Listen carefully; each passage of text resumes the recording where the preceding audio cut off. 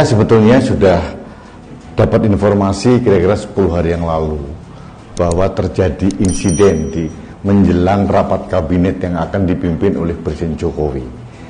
Insidennya itu adalah Menteri Pertahanan Pak Prabowo Subianto emosi dan menampar serta mencekik Wakil Menteri Pertanian, namanya Harfiq Hasnul Kholbi. Ini politisi dari PKB, sekarang menjabat Menteri Pertanian. Saya berusaha untuk tidak mengekspos karena ini kelihatannya menjadi aib dari istana, apalagi ini di rapat kabinet, dan kelihatannya memang sesuatu yang aneh bin ajaib kalau seorang menteri mencekik dan menampar wakil menteri. Tapi hari ini saya lihat sudah ada media yang mengemukakan hal ini, ya sudah terpaksa juga saya harus mengekspos karena bagi saya ini suatu kejadian yang sangat memalukan. Konon ceritanya menurut informasi yang saya terima bahwa Menteri Pertahanan Prabowo Subianto emosional karena kerjasama dengan Kementerian Pertanian tidak berjalan dengan baik. Ini terkait dengan food estate. Nah, ini yang menjadi masalah besar sekarang ini. Pada waktu rapat kabinet, ternyata Menteri Pertanian Syahrul Yassin Limpo tidak hadir, hanya diwakili oleh Wakil Menteri Pertanian. Dan emosi seorang Prabowo meledak sampai tidak bisa menahan diri, akhirnya dilerai oleh sesama menteri atau orang-orang yang ada di sekitar menjelang rapat kabinet. Informasi yang saya terima juga mengatakan bahwa Presiden Jokowi murka mendengar insiden yang memalukan ini. Murka semurka. Mas Permadi, gue bilang juga apa? Makanya nggak mungkin lah kucing garong tiba-tiba berubah jadi kucing manis, ya kan? Belum apa-apa gampar, belum apa-apa gampar. Hei, negara ini bukan punya bapak moyang loh. Hah? Gue seorang jenderal, gue seorang ketum partai, gue seorang ini, gue seorang itu. Apa yang gue perintah harus. Hah? Main tangan. Mau jadi pemimpin negara. Bercanda. Nggak lucu, say. Negara ini bukan milik bapak moyang lo. Apalagi bapak moyang lo orang yang pertama kali jual Indonesia ke asing. Hah? Oh, jadi gara-gara ditegur sama presiden mengenai food estate, kemudian kementerian yang kerja sama bareng, menterinya dipanggil, tapi karena nggak hadir, karena alasan apa gue juga nggak tahu. Yang dihadirkan wamennya. Terus terjadilah Wan Fei Hung, dang dung. Nggak berubah, mas. Kucing garong aja, nggak bisa berubah jadi kucing manis.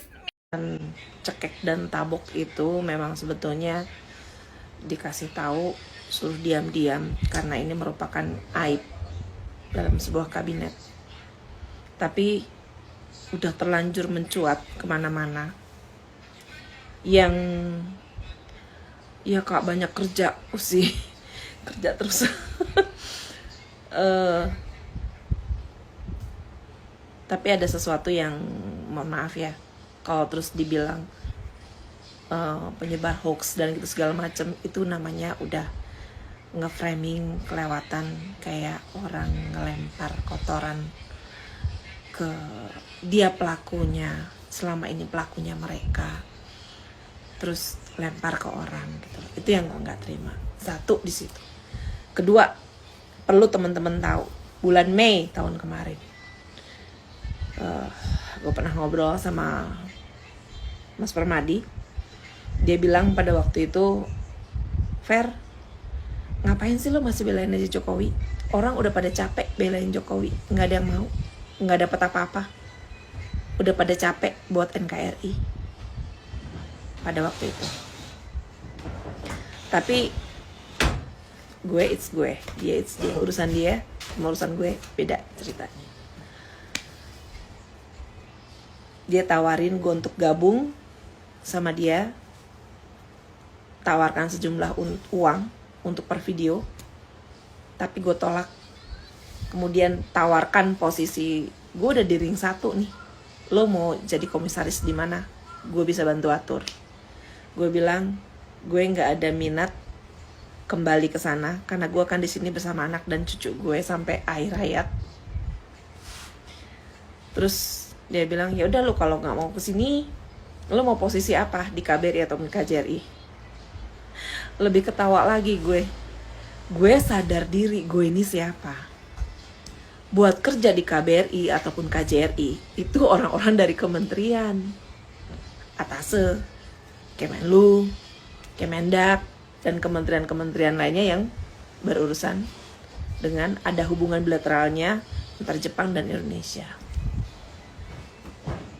Dan kalaupun bisa paling jadi staf lokal, tapi bukan tipe saya kerja dari pagi sampai sore di kantor atau apapun itu judulnya. Ya gue lebih seneng kerja kayak gini, enjoy ngurusin tenaga kerja dari Indonesia untuk bisa kerja di sini.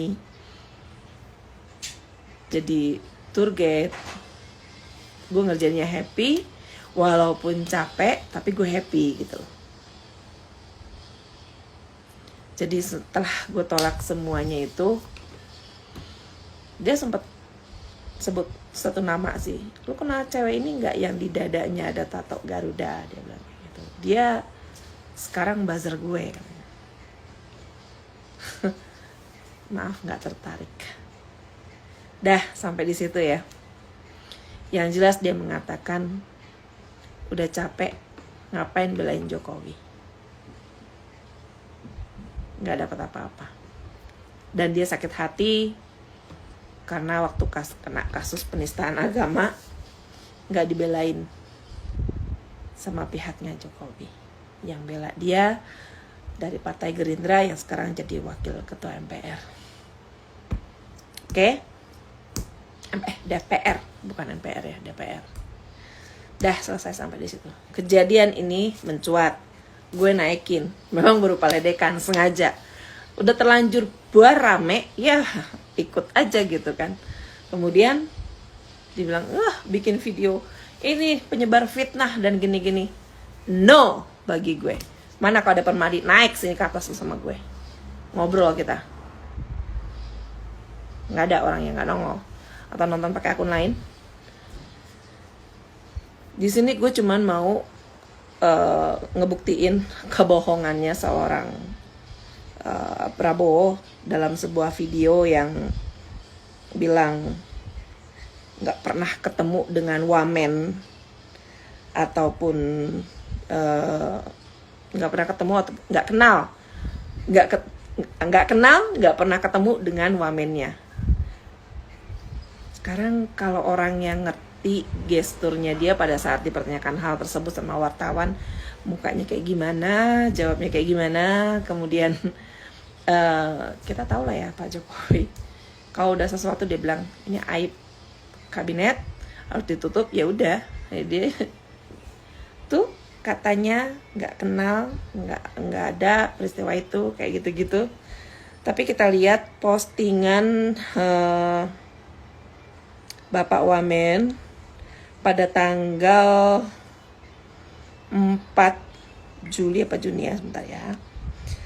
Postingan Bapak Wamen pada tanggal 4 Juli. Kamu bisa cari akunnya. Gue terbalikin dulu kali ya kameranya ya. Nah, Harvik Kolbi. Ini postingannya Pak Wamen ya. Pada tanggal 4 Juli. Kita bisa baca semua ya. Alhamdulillah saya diberi kepercayaan oleh sahabat saya Mas Bambang Susatyo mewakili keluarga menyambut Presiden Jokowi, Wapres Abah Kiai Ma'ruf Amin, Kementerian Pertahanan, Prabowo dalam acara pernikahan putri beliau Ananda Debbie dan Faruk. Insya Allah kedua mempelai akan menjadi keluarga yang samawa. Amin ya Rabbil Alamin. ini ya.